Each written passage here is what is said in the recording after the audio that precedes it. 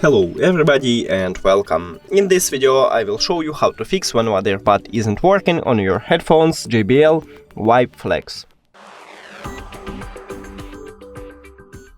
You have to start by put your headphones to the charging case.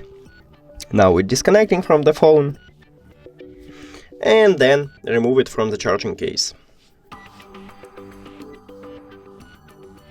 Now check it, maybe it help you, but if it doesn't, we should make a hard reset. To make a hard reset, make a double press on your left and right earbud and then press and hold. So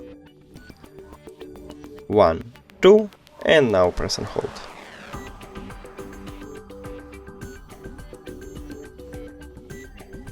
Here we go.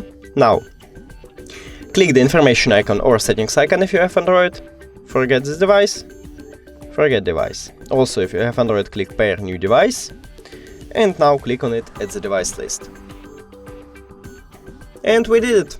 Thank you for watching this video. If you found it helpful, please consider subscribing to the channel and leave the like on the video. It's really important to us. See you later!